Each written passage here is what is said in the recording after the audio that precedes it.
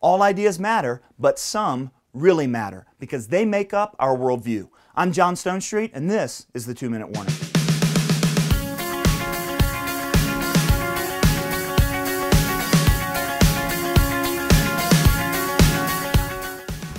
Last week here in the 2-Minute Warning, I said that ideas have consequences. They have consequences because ideas don't just live up in our brains. They make real claims about the real world. And those claims are either true or false. And so therefore, ideas have consequences. But some ideas are more important than others. These are the basic ideas, the fundamental ideas about life and the world that make up our worldview.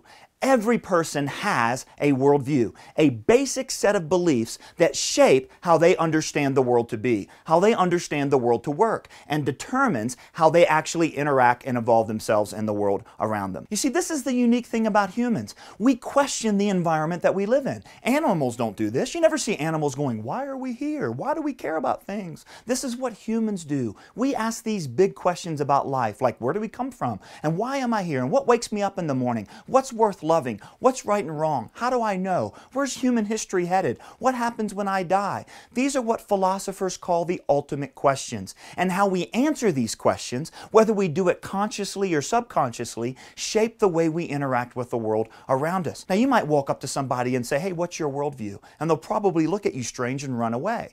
But if you ask, "Hey, what do you think about the meaning of life? What do you really love?" People have answers to these questions. It's part of what it means to be human, and it's part of what makes us very different than the animals. We not only exist, we think about why we exist. And that's why ideas can be so important. Some ideas we just add to our life. Like, I hope Tim Tebow can become a good NFL quarterback. That's an idea that I add to my life, but it doesn't change my behavior. But the question of what's right and wrong, and who says, and what happens if I'm wrong about life, these questions are what you might call controlling questions. And our answers are the controlling ideas about life. And that's why our worldview really matters, because it's descriptive about reality and it's prescriptive for reality. It tells us the sort of world we live in, and it actually determines the sort of life we're going to have. But a lot of humans go through life never asking these deep questions.